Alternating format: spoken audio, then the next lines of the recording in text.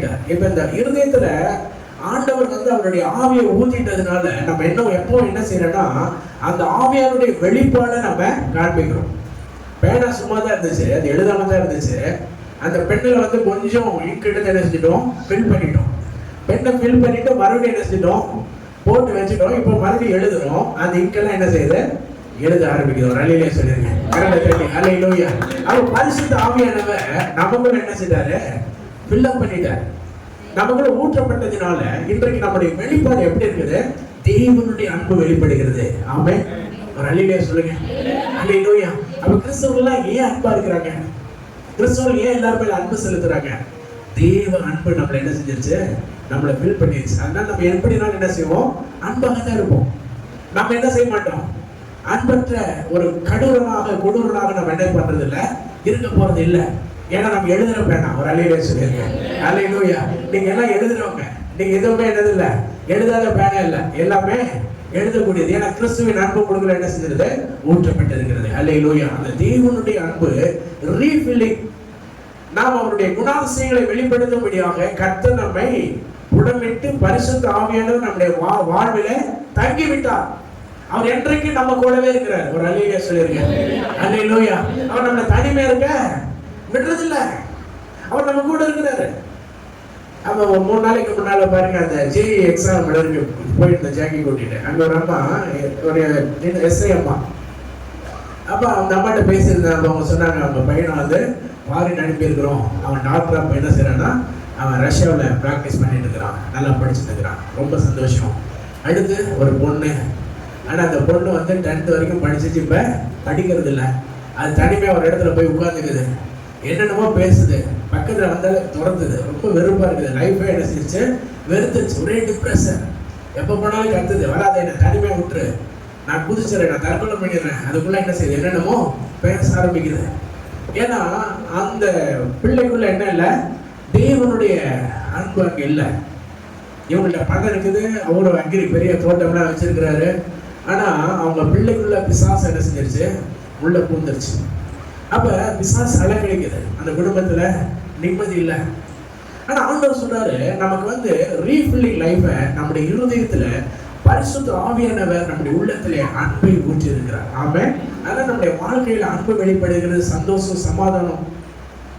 கலத்தியர் 5:22-23 வாசிக்கிறபடி அன்பு, சந்தோஷம், சமாதானம், நீடிய பொறுமை, தயவு, நற்குணம், விசுவாசம், நிச்சயடக்கம், இதெல்லாம் என்ன செய்யுது, நம்முடைய ஜீவிதத்துல ஊற்றப்பட்டு இருக்கிறது. ஆகவே நமக்குள்ள என்னது, கிறிஸ்துவின் வெளிப்பாடு இருக்கிறது. இன்றைக்கு ஆண்டவர் நம்மளை முழுவதுமா அவருடைய கிருபையில நம்மை நிரப்பி நடத்துகிறார். இந்த உறவு என்னைக்குமே இருக்கும். ஒரு அல்லேலூயா சொல்லிருங்க, அல்லேலூயா. அப்ப இந்த பரிசுத்த ஆவியானவர் நம்முடைய இருதயங்களிலே ஊற்றப்பட்டு இருக்கிறார். அவர் நம்முடைய இருதயங்களை ஊற்றப்பட்டு இருக்கிறதுனால நாம் தேவனுடைய அன்பின் வெளிப்பாடாக இருக்கிறோம். அவர் என்ன தீமை செஞ்சாலும் நம்ம என்ன செய்யறது இல்ல, தீமைக்கு தீமை செய்ய போறது இல்ல. அவங்க நம்மளை எவ்வளவுதான் நம்மளை கோபப்படுத்தினா நம்ம என்ன செய்ய போறது இல்ல, அவங்க கோபப்படுத்துறதுக்கு என்ன ரியாக்ஷன் கொடுப்பாங்கன்னு அவங்க எக்ஸ்பெக்ட் பண்றாங்க, அப்படி நம்ம என்ன செய்யறது இல்ல, நம்ம அவங்களுக்கு அப்படி காமிக்கிறது இல்லை. ஏன்னா கிறிஸ்துவின் அன்பு நம்முடைய இருதயத்துல ஊற்றப்பட்டு இருக்கிறது. அப்ப கிறிஸ்துவின் அன்பிலே நாம் நடந்து கொள்கிறோம். பரிசுத்த ஆவியானவர் அதை நமக்கு கொடுத்து விட்டு போயிருக்கிறார். இந்த கிறிஸ்தவர்கள் எல்லாருமே ஜீவனுடையவர்களாக இருக்கிறோம், தேவ ஆவியானவருடையவராக இருக்கிறோம். அல்லேலூயா. யாரும் தனிமையாக அல்ல. தனிமையாக இருக்கிறவர்கள் அவர்கள் உலகத்துக்குரியதை பேசுவார்கள், செத்து போன ஒரு நிலைமையில அவர்கள் வாழ்ந்து கொண்டு இருப்பார்கள். அவங்களுக்கு வாழ்க்கை குறித்த நம்பிக்கை கிடையாது. ஆனா கிறிஸ்துவை குறித்த நம்பிக்கை கிறிஸ்தவர்களுக்கு இருக்கிறது. அல்லேலூயா. நாம் மரித்தால் தேவனோடு இருப்போம், என்றைக்கு அவன் நம்மோடு கூட இருக்கிறார். அடுத்து வாசிக்கிறோம், யோவான் 14:16 நம்ம வாசிக்கிறப்ப அங்க நம்ம பார்க்கிறோம் ஆண்டவர் என்ன பண்றாரு. நம்ம யோவான் சுவிசேஷம் 14:16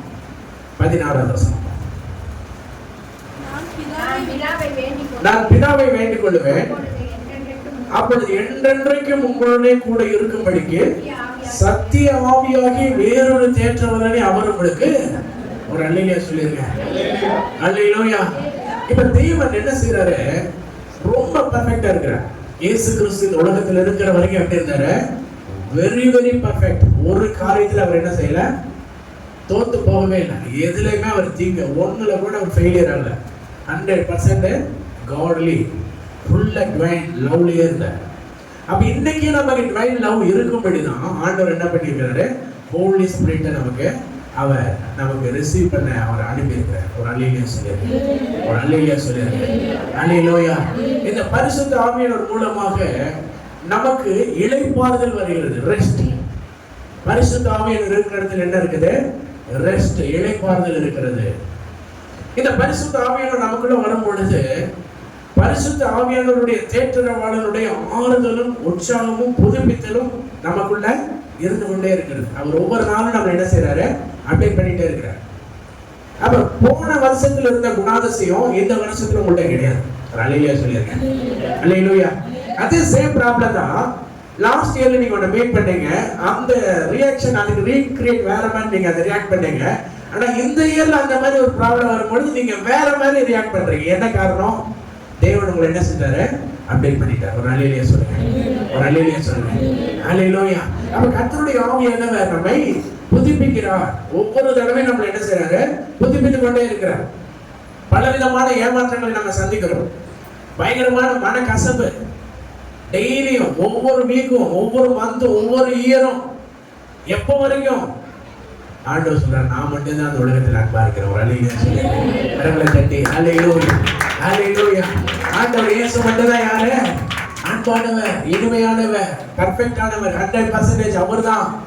வேற எந்த அன்பையும் அந்த அன்பு பொய் சொல்லும், அந்த அன்பு பிடிச்சு போகும், அந்த அன்பு கசக்கும், அந்த அன்பு ஏமாற்றும். ஆனா கிறிஸ்துவின் அன்பு என்றைக்குமே நம்ம என்ன செய்யாது, ஏமாற்றவே ஏமாற்றாது. அது நாளோடு நமக்கு என்ன செய்யும், இனிமையை கொடுத்து கொண்டே இருக்கும். அல்லேலூயா சொல்லுங்க, அல்லேலூயா, அல்லேலூயா. மாறாத ஒரு அன்பு. அப்ப இந்த தேவன் என்ன செய்யறார், வரக்கூடிய மன கசப்புகளையும் ஏமாற்றங்களையும் இப்படிப்பட்ட சூழ்நிலைகள் வரும் பொழுதெல்லாம் அவைகளை மேற்கொள்ளும்படியாக புதிய புதிய வழியில் அவர் என்ன செய்யறார், நம்மளை ஆற்றி தேற்றி அப்படியே பயங்கர கசப்போட கோபத்தோட என்ன செய்யறோம், படுக்கையில போய் படுப்போம். தேவாவியனர் படுத்து தூங்கின உடனே அப்படியே நம்ம என்ன செய்வார், அந்த கசப்பை எல்லாம் எடுத்து தூரமா தூக்கி வீசிட்டு நமக்குள்ள ஒரு இனிமையை மதுரத்தை ஊற்றிக்கொண்டே இருப்பார். அல்லேலூயா, அல்லேலூயா. ஆண்டவர் இயேசு நமக்கு மதுரத்தின் ஆசீர்வாதங்களை ஒவ்வொரு நாளும் கொடுத்து கொண்டே இருப்பார். ஒவ்வொரு நாளும் அந்த மதுரை நமக்குள்ள பாய்ச்சப்பட்டு கொண்டே இருக்கும். ஏன்னா தேவன் நம்மை அப்டேட் பண்ணுகிறார். பரிசுத்த ஆவியானவர் நம்மை இளைப்பாற பண்ணுகிற தேவன். அவர் நம்ம எப்பவுமே உற்சாகமா வைத்துக் கொள்வார். அவர் எப்பொழுதுமே நம்ம அவருடைய பிரசன்னத்துல வச்சுக்கிட்டே இருப்பார். ஒரு அல்லேலூயா சொல்லுங்க, அல்லேலூயா. அவருடைய பிரசன்னத்துல நம்ம வச்சுக்கிட்டே இருப்பார். அப்ப நம்ம காலையில் எழுந்த உடனே நம்ம நினைப்போம், அப்ப நம்ம தேவ சமூகத்துல ஜெபிக்க ஆரம்பிச்ச உடனே, பைபிள் படிக்க ஆரம்பிச்ச உடனே ஆண்டவர் காமிச்சிருவாரு, நீ நம்பினது நீ பார்த்துட்டு இல்ல, இது உன்னுடைய வாழ்க்கையில இனிமேல் நீ யாரையும் நம்பாத. அல்லேலூயா. எந்த மனிதன் பொய்யானவன், இந்த சூழ்நிலை பொய்யானவன், ஆனால் அவனை நீ பார்த்து என்ன செய்யக்கூடாது, நீ பொய்யானவன் போ அப்படின்னு சொல்லி அவன் மேல கோபம் படக்கூடாது, கசப்பு வரக்கூடாது. அவனை நீ என்ன செய்ய, நேசி. அவனிடத்துல நீ அன்பு கூறு. உனக்கு மோசம் செய்தவங்களை என்ன செய்ய, நீ அவங்க மேல நீ கசப்பா இருக்காத.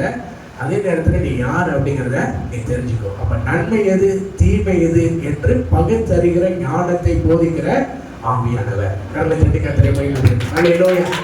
இந்த ஆவியானவர் வெளிப்பாடை கொடுக்கிறார், ரெவலேஷன். பரிசுத்த ஆவியானவர் வரும் பொழுது நமக்கு என்ன செய்கிறது, ரெவலேஷன் வருகிறது. 4வது பாயிண்ட். ஃபர்ஸ்ட் பாயிண்ட் என்ன பார்த்தோம், ரிலேஷன்ஷிப். 2வது பாயிண்ட் ரீஃபில்லிங் பார்த்தோம்.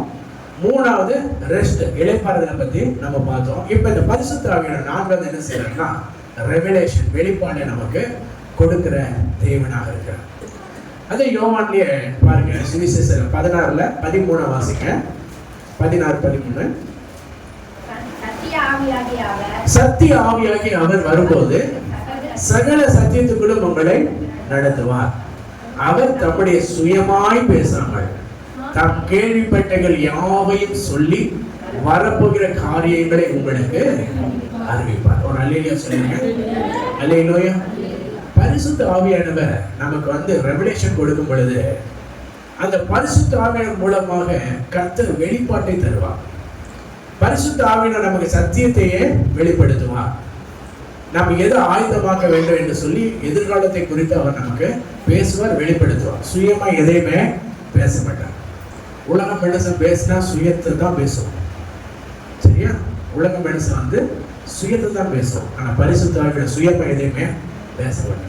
ஒரு தலைவர் பேசுறாரு அப்படின்னா அந்த பிரதமர் பேசும் பொழுது, அந்த ஜனாதிபதி பேசும் பொழுது, அந்த முதலமைச்சர் பேசும்போது அவரை பத்தியே தான் பெருமையா பேசிருப்பேன். நான் வந்து அப்படி பண்ணேன், நான் வந்து இப்படி பண்ணேன், நான் அதை செஞ்சேன், இந்த 10 வருஷம் அப்படி பண்ணிட்டேன், இப்படி பண்ணிட்டேன், சுயமா தான் பேசுவார். ஆனா பரிசுத்த ஆவியானவர் இதுக்கு நேர் ஆப்போசிட். ஒரு அல்லேலூயா சொல்லுங்க. அல்லேலூயா. அவர் சுயமா எதையுமே பேசுறதில்லை. அப்ப நமக்கு ரெவலேஷன் கொடுக்கிறார். நம்முடைய கண்கள் காணாததை, நம்முடைய காதுகள் கேட்காததை, நம்முடைய இருதயங்கள் உணராததை அவர் என்ன செய்கிறார்? உணரப்படுகிறார், வெளிப்படுத்துகிறார். ஒரு அல்லேலூயா சொல்லுங்க. அல்லேலூயா. எதிர்காலத்தில் அவர் வெளிப்படுத்துவார். அத பரிசுத்த ஆவியானவரோடு நடக்கிறவங்களுக்கு தரிசன வாழ்க்கை இருக்கு, விஷன். ஆனா அந்த விஷயம் நம்ம போகும்போது பிரசன்ட்ல நீங்க பாத்தீங்கன்னா ஃபெயிலியர் மாதிரியே என்ன செய்யும் தெரியும். ஏன்னா ஆண்டவர் கொடுக்கிற அந்த விஷன் பாத்தீங்கன்னா கண்கள் காணாது, காதுகள் கேட்காது, இருதயம் உணராதது ஆண்டவர் பேசுவார். ஆனா இப்ப அது விளங்காது. ஆண்டவர் நேசிக்கிற பிள்ளைங்க அவருக்கு கீழ்ப்படியும் பொழுது பின்னால பெரிய ஆசீர்வாதமா இருக்கும். அல்லேலூயா சொல்லுங்க. அல்லேலூயா. ஏன் ஆண்டவர் இப்படி செய்யறாரு? என்னை ஆண்டவர் இப்படி நடத்துறாரு? ஆண்டவர் நம்ம அற்புதமாய் நடத்துகிறார். ஆண்டவர் நம்ம ஒரு ஆலயத்துல கூட்டிட்டு வர்றாரு. இது தற்காலிகமா நம்ம இந்த ஆலயத்துக்கு நம்ம வரல. கர்த்தருடைய ஆவியானவர் என்ன செய்யறாரு? ஒரு பிளானிங் வச்சு, அவர் ஒரு தரிசனத்தை வச்சு நம்ம இந்த ஊழியத்துல வச்சிருக்கிறார். ஒருவேளை நம்ம ஏன் ஒரு 200 வருஷத்துக்கு முன்னாடி பிறந்திருக்கலாம், இப்பயும் ஆண்டவர் பிறகு வச்சாரு. ஆண்டவர் ஒரு பிளான் வச்சிருக்காரு. ஒரு அல்லேலூயா சொல்லுங்க. அல்லேலூயா. அல்லது அடுத்த ஜெனரேஷன்ல இருந்தா நம்ம இன்னும் நிறைய என்ன செய்யலாம், ரொம்ப அட்வான்ஸா வந்துக்கலாமே. ஆண்டவர் உங்களுக்கு என்ன கொடுத்தாரு, அதுதான் அவர் உங்களுக்கு ஒரு பிளானிங் வச்சிருக்காரு. ஒரு அல்லேலூயா சொல்லுவோம். அல்லேலூயா. அப்ப ஆண்டவர் ஒரு பெரிய ஒரு ப்ரீ பிளான் ஆண்டவர் வச்சிருக்காரு. ஆனா அந்த தரிசனத்துக்கு நம்ம என்ன செய்யணும்? கீழ்ப்படியணும். ஆனா நமக்கு பெட்டரா தோணும். நம்முடைய சுய அறிவுகளை யோசிக்கிறப்ப இது நமக்கு பெட்டரா தோணாது, வேற ஒரு பெட்டரா தோணும். ஆனா ஆவியானவர் சொல்றது